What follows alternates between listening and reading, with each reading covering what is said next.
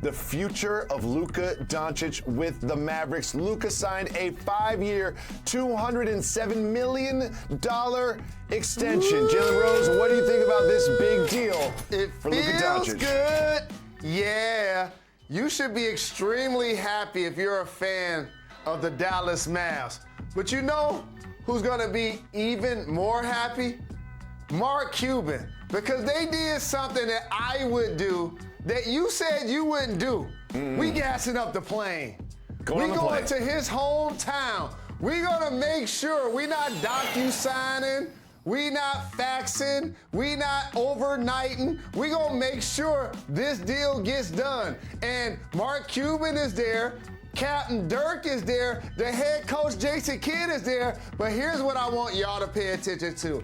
My guy, Michael Finley, always the shadow behind Mark Cuban. I played against that guy in 9th grade, and he had a Jerry curl and was doing work with it. He gonna make sure that Luka signs on the contract. So he had to be on the plane to make sure that the deal got inked. Absolutely. Now, Luka Doncic is the most important player for the Mavericks. And you look at these numbers, he's been so impressive. But, Jalen, now the time is to ask this question. You've got Doncic locked up for 5 years. Who are you going to put around him? How are they going to turn this team from a middle team in the Western Conference to a top team in the Western Conference? Well, he's a complete player. And when you're getting 25, 7, and 7 your first 3 years, and the only other person that has done that is the Big O, like, that's holy grail type stuff, family. And in building out your roster, of course you want to get defenders, in particular, not only on the ball, but on the wing, because you don't want him responsible for trying to slow down Dame Lillard or Paul George. You don't want that necessarily to be his responsibility, for example, or a Donovan Mitchell when they play. I really like that they re-signed Tim Hardaway, who had a terrific season last year, shown that he could be a prolific scorer in the game and be like a guy that can get you around 20 when you need it. Finney Smith made some big-time threes last year, and obviously he's going to give you effort. But the elephant in the room happens to be a unicorn. At least that's what they called him in New York City. And that's Kristaps Porzingis. Last year, he was not the guy that he was previously in the bubble. I believe he's going to return more to his unique form that we first saw, a guy that can score 20, a guy that's going to make threes at 7'3", and also catch lobs and block a couple of shots, but also be used on the post. Here's what happens in professional sports when you have a great player like Luka.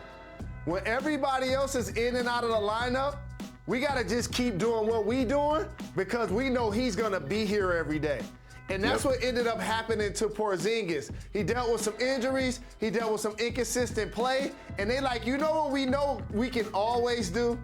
Give the ball to Luka. And so that's what they ended up doing. I think they'll do more this year with Jason Kidd to start getting him involved. And the Dallas Mavs, while they're not a contending team in the West, I see them as a 5 through 8 type of team, and that's going to be separated by like 1 or 2 games. But again, anytime you got Luka, you got a chance. Truly special player. Especially in a 7-game series. And one thing I want to talk about is I didn't love it when Mark Cuban had to address the fact that KP and Luka had some sort of skirmishes and didn't always see eye to eye. Do you think these chemistry problems can be fixed in the Dallas Mavericks locker room? Oh, yeah, easy. You know what to fix KP's problem? Give him the ball. He'll be a lot happier. Put him on a post. That'll make him a lot happier. And you know what'll make Luka more happy?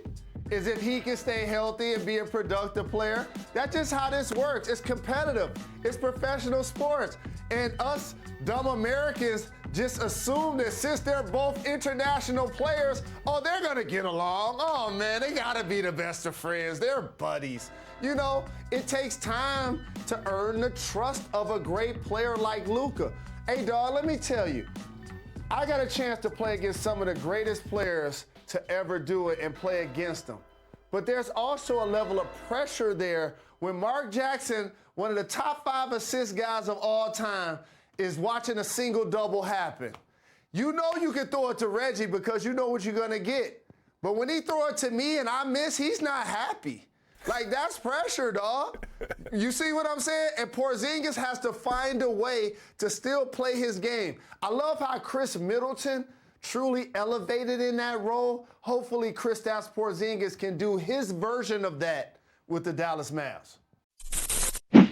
Thanks for watching ESPN on YouTube. For live streaming sports and premium content, subscribe to ESPN Plus right now.